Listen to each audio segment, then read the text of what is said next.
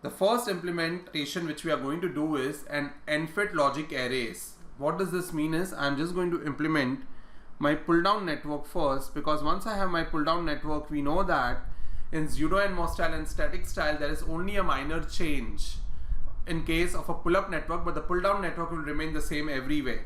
So let's start with that. So for pull down C1, we have to implement C1, C2, C3 and C4. We'll do each one by one.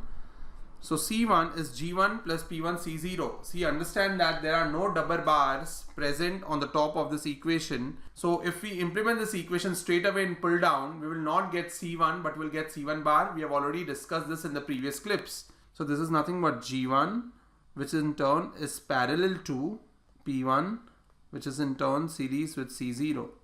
So this is my pull down network. And as I said, the output will be equal to not C1 but C1 bar, because the expression does not have a bar at the top of it, so we need to invert it. So this is C1. Let's go ahead and see what is C2. So if you see, C2 has a term of C1, so we can easily implement C2 in terms of C1. So let's draw C1 again. So this is G1, this is P1, C0. Now if you see, this entire C1 is in series with P2. So here I am going to add an additional transistor P2. This entire term now is in parallel to G2. So this entire term now will be in parallel to G2. Very straightforward. And this becomes your C2 bar. Fair enough? Yeah? Is everyone following till here? Now similarly we can build up on C3 as well. So C3 again has C2 term in it. Let's first draw the C2 term.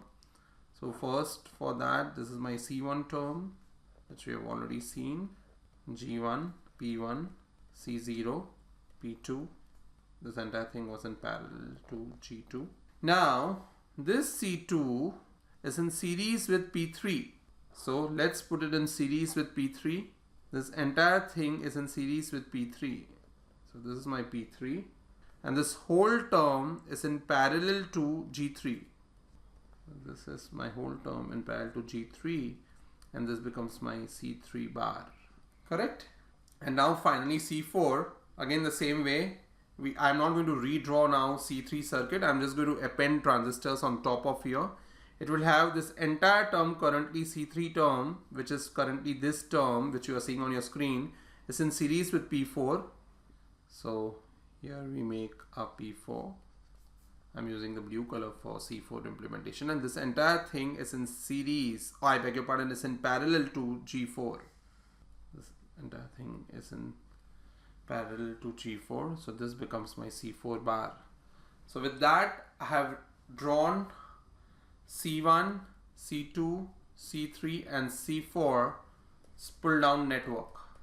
I hope it's very straightforward from the equation. The reason we have taken C1 bar, C2 bar, C3 bar and C4 bar is because the equation does not have the bar, and we know that there is a peculiarity for CMOS or when NMOS is used as a pull down, that it produces a bar at its output.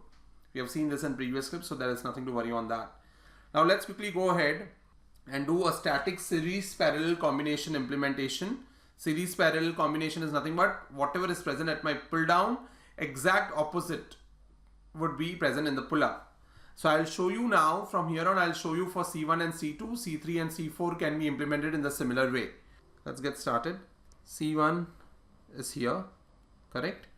It says that we have just implemented its pull down. So let's quickly do that. G1, P1, C0.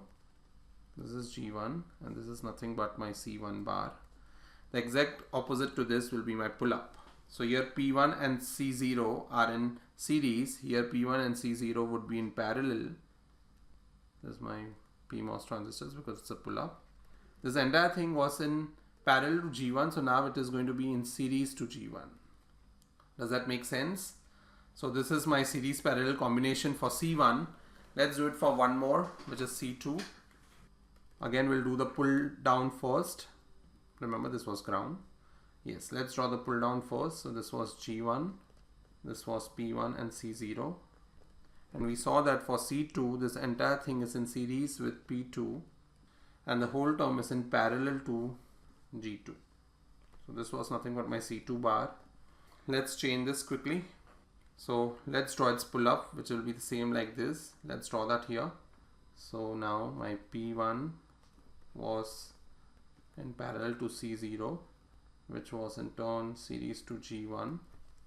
Remember, this entire term is in series to P2. So now this entire term is going to be in parallel to P2.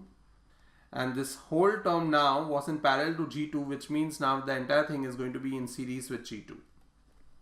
So this gives me my C2 bar. I've just changed the series and parallel combinations and nothing else. Is as straightforward as that. Fair enough? Is everyone following? Great. So now we go ahead and make C1 and C2 in 0 NMOS style.